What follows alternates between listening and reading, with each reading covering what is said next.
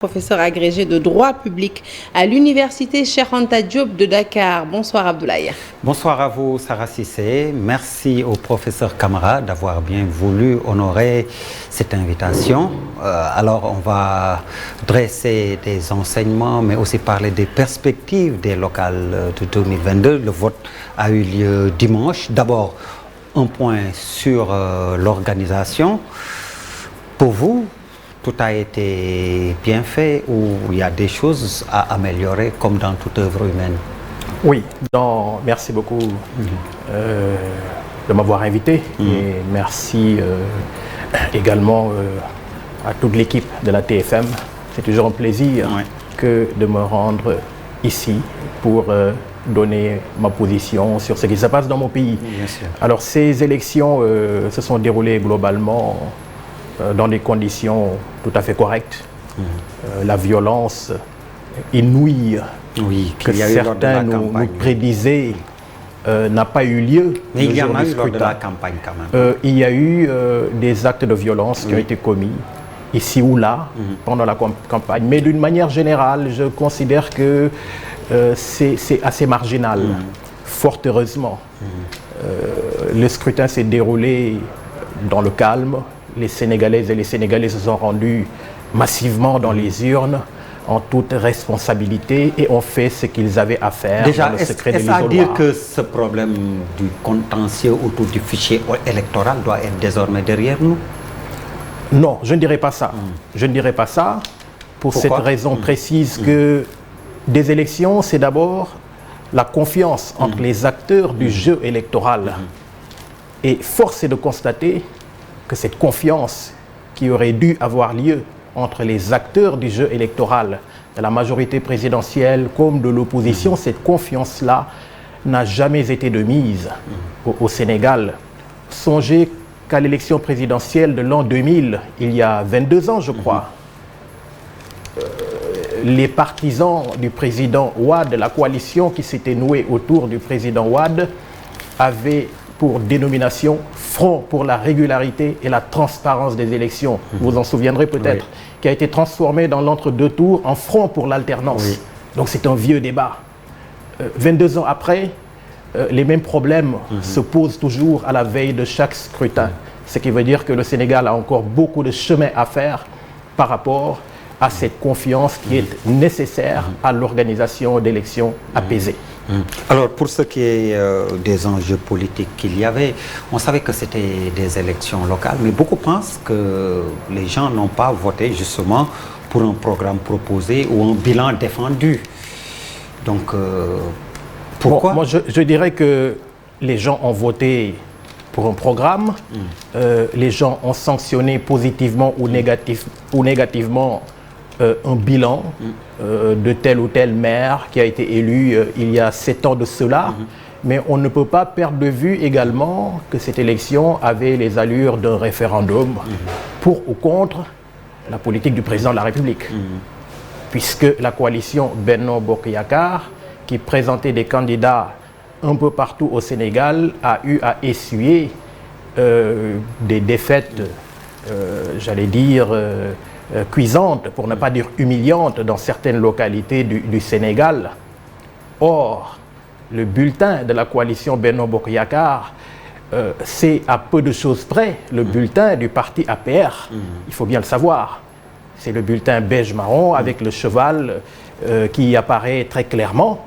Les électeurs savent que c'est le bulletin qui est adoubé, c'est le bulletin qui est cautionné par le régime en place. C'est le moins qu'on puisse dire. Donc on ne peut pas dire qu'il n'y avait pas des allures de référendum dans le cadre de ce scrutin, pour ou contre la politique menée au plan national par la majorité présidentielle. Vous l'avez dit, il y a de grands centres qui ont été perdus, ou alors où la reconquête a échoué, et comme l'a dit le ministre porte-parole Seydou Gueye, il continue à affirmer qu'ils sont encore majoritaires sur l'ensemble du territoire national, pris globalement en tout cas, à la lecture des résultats globalement. J'ai presque envie de dire que c'est ce que je pourrais appeler une erreur de myopie politique. il faut faire très attention. Je crois d'ailleurs que c'est un exercice de communication. Il ne faut jamais affirmer que l'on a essuyé une défaite. Il y a eu de belles victoires de la coalition Benno Bokk Yakaar, ici ou là, au Sénégal. Mais si vous aviez, avant le scrutin, jeté un coup d'œil, même sur la presse internationale, on titrait très souvent la mère des batailles, Dakar. L'enjeu majeur du scrutin, le contrôle de la ville de Dakar. Voilà. Et également dans le sud, est-ce que Ousmane Sonko allait gagner ou allait perdre? Il est évident que s'il avait perdu l'élection à Ziguinchor, ça allait compromettre la suite de sa carrière politique. Et il avait d'ailleurs si bien compris qu'il a déployé toute son énergie, tous ses efforts pour sillonner la Casamance naturelle. Il est parti à Ziguinchor je ne sais combien de fois, ça ne l'a pas empêché de faire un peu le tour du Sénégal, et manifestement cela a apporté ses fruits. On ne peut pas se fonder sur le pourcentage global que l'on a obtenu dans l'ensemble du Sénégal pour dire qu'on a remporté ces scrutins. Quand j'ai entendu hier M. Seydou Gueye, qui est un dignitaire respectable de la majorité présidentielle, dire que il ne s'est rien passé de grave, j'ai dit il faut faire attention. C'est-à-dire que je revoyais exactement feu le professeur Iba Der Thiam au lendemain des élections locales de 2009, du 22 mars 2009. La CAP 21, qui était à l'époque, dont le coordonnateur était feu le professeur Iba Der Thiam, avait tenu exactement le même discours. Le professeur Iba Der Thiam disait que la coalition SOPI a gagné ces élections locales parce que la coalition SOPI a remporté 11 des 14 régions du Sénégal. Il y avait que 3 régions qui avaient échappé à la coalition SOPI. C'était la région de Dakar, c'était la région de Kaolack et c'était la région de Fatick. Le professeur Iba Der Thiam disait que la coalition SOPI a gagné 311 collectivités territoriales sur les 543 que compte le Sénégal. 3 ans après, il est arrivé ce qui est arrivé. Donc il faut faire très attention. Je crois qu'il faut avoir une analyse très froide des résultats sortis des urnes dimanche dernier, avant de plastronner et de crier victoire. Alors vous appelez donc à une analyse froide, est-ce à dire que le président forcément va tirer les conséquences en vue de la constitution du nouveau gouvernement et de la nomination du prochain Premier ministre qui est très attendu? Naturellement, lorsqu'il y a des élections, quelle que soit la nature d'ailleurs de l'élection considérée, le président de la République, qui là, il faut bien le reconnaître, ne s'est pas impliqué dans la campagne électorale, contrairement au président Wade naguère en 2009, qui avait fait le tour du Sénégal sous couvert de tournées économiques, mais tout le monde savait que c'était une campagne électorale déguisée. Il cherchait à donner un coup de pouce au candidat de la coalition SOPI. Le président de la République ne s'est pas impliqué dans la campagne. Mais enfin, c'est lui-même qui a désigné la plupart des candidats qui ont porté les couleurs de la coalition Benno Bokk Yakaar. Naturellement, il fera la lecture qu'il sied de faire par rapport aux résultats sortis des urnes. Beaucoup de ses amis ont mordu la poussière. Certains de ses amis ont été battus par d'autres de ses amis. Évidemment, il va en tenir compte lorsqu'il aura à former le prochain gouvernement. Mais comment expliquer justement ces nombreuses listes parallèles ou listes dissidentes aussi issues du flanc de la majorité? Mais ça peut se comprendre, ça peut parfaitement se comprendre parce que, voyez-vous, les ambitions sont légitimes. Il y a un homme politique qui disait, enfin c'est un Français dont je tairai le nom, il n'est plus de ce monde, qui disait que les ambitions sont légitimes lorsqu'elles servent l'intérêt général. Beaucoup d'hommes politiques avaient l'ambition de briguer les suffrages de leurs compatriotes dans leur localité depuis des années et des années. C'est frustrant si du jour au lendemain, une décision vient d'en haut pour parachuter un candidat alors que quelqu'un avait la ferme volonté de se présenter depuis des années et des années, il avait travaillé pour, il ne va pas se laisser faire comme ça. Et puis d'autre part, le président n'a pas fait preuve de suffisamment de fermeté. Il avait dit dans un premier temps qu'il n'allait autoriser aucune liste parallèle. Après, il a dit qu'il a autorisé certaines listes parallèles. Voilà, donc il leur avait donné en quelque sorte l'onction. Je ne dirais pas l'onction, mais disons le feu orange. Le feu orange, hein. Pas le feu rouge, le feu orange. Hein. Allez-y. Si vous gagnez, si vous gagnez, tant mieux. Sinon, si vous ne gagnez pas, eh bien à ce moment-là, attendez-vous à en subir toutes les conséquences. Alors, professeur, le profil du prochain Premier ministre, un technocrate pur jus, ou alors il faut s'attendre encore à un politique pur jus en perspective des législatives du mois de juin prochain? Difficile à dire. Difficile à dire. C'est Fodibo Leitika qui disait que on ne peut pas savoir ce qui se passe dans la tête d'un président de la République. Difficile à dire. Mais en tout cas, moi je crois que le Sénégal a plus besoin d'un Premier ministre qui se concentre sur la réalisation des projets présidentiels que sur des perspectives électorales qui vont se dessiner dans les mois, dans les années à venir. Un Premier ministre, il est à la tête d'un gouvernement. Il coordonne l'action gouvernementale. Il est là pour travailler. Il est là pour mettre en musique la politique définie par le président de la République. Je crois savoir que, enfin mon opinion est que si le président de la République parvient à avoir les deux, s'il parvient à avoir les deux, c'est-à-dire un technocrate doublé d'un politique, c'est tant mieux, pourquoi pas. Mais dans le cas contraire, moi je considère que le travail qui est le pain nourricier des grandes nations, le travail doit prévaloir sur les préoccupations d'ordre politicien. Vous pensez que le président va pouvoir appliquer jusqu'au bout et totalement la jurisprudence, ce que j'appelle moi la jurisprudence Mimi Touré, qui à l'époque avait perdu Grand Yoff et a dû quitter le gouvernement? Il y en a bien d'autres qui ont suivi d'ailleurs. Pour ce cas, il y a plusieurs ministres, comme vous l'avez dit, qui ont perdu. Koungheul, par exemple, où un ministre était en liste, c'est une liste dissidente d'un jeune qui rafle les 24 bureaux de vote.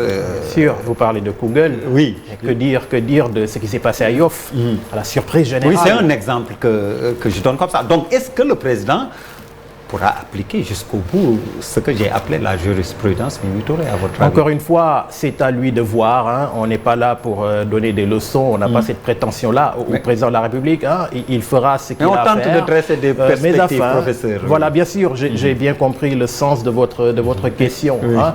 Moi, je dirais tout simplement que il ne peut pas se payer le luxe de se séparer de l'ensemble des ministres, de l'ensemble des directeurs généraux, de l'ensemble des directeurs qui ont perdu la confiance des citoyens, qui n'ont pas en tout cas gagné, qui n'ont pas gagné le 22 janvier dernier, c'est-à-dire dimanche dernier.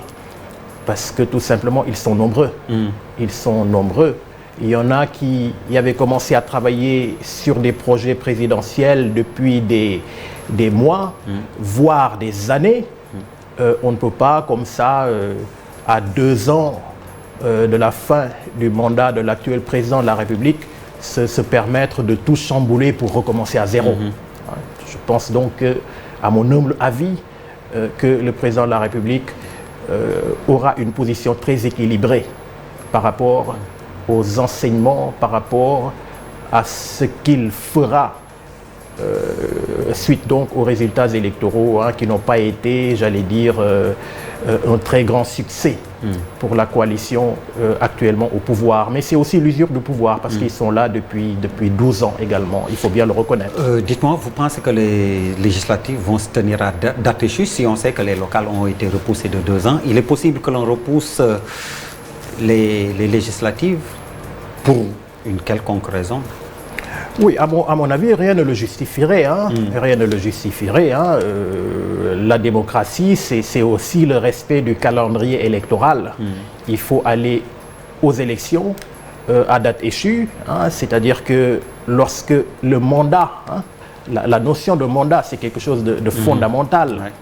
Lorsque le mandat est terminé, il faut retourner auprès des mandants, rendre compte et puis solliciter à nouveau les suffrages des Sénégalaises et des Sénégalais. Rien ne justifierait que les élections législatives puissent être reportées. Maintenant, vous dites, si quelque chose justifie, si par extraordinaire un événement, j'allais dire que je ne souhaite pas, un événement irrésistible, imprévu en quelque sorte, un cas de force majeure devait arriver, on pourrait comprendre, mais en tout cas, rien ne justifie, au moment où l'on parle, ces velléités qui existent de report des élections législatives. Ce serait tout simplement antidémocratique, à mon avis. En tant que professeur agrégé de droit public, pour vous, il y a un débat qui s'est installé aussi dans le landerneau politique, des amnisties pour Karim Wade et Khalifa Sall. D'autres disent qu'il suffit tout simplement de changer la loi électorale pour les réintroduire dans le jeu.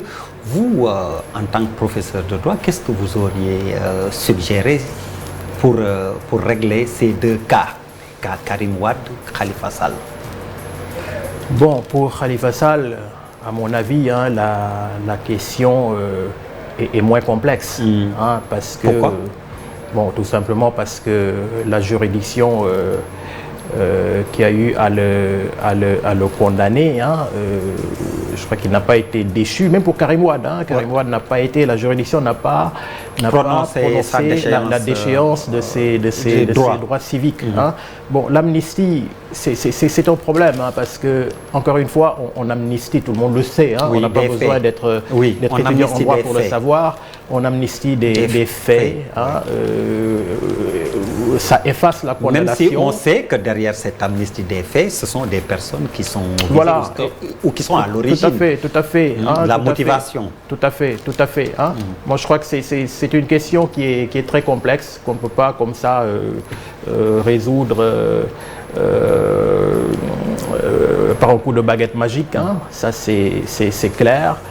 Mais enfin, je crois qu'il y a des formules qui peuvent permettre à ces deux personnalités de revenir, comme vous le dites, dans le giron politique. De toute façon, ils ont la ferme volonté. Khalifa Sall qui a déjà déclaré qu'il sera candidat à l'élection présidentielle. Dans tous les cas de figure de 2024. Tout à fait. Et donc, il est possible, dans le cadre d'une réflexion consensuelle, concertée entre les différents acteurs du jeu politique, de trouver une solution, je dirais, politique, qui serait finalement qui serait parachevée par des perspectives d'ordre juridique, de façon à ce que finalement tous les Sénégalais puissent se retrouver dans les candidats de leur choix. Professeur Camara, merci. C'est moi qui vous remercie. Merci également à vous, mesdames, messieurs, de nous avoir suivis. Excellente suite de programmes sur la TFM, la télévision Futurs Médias.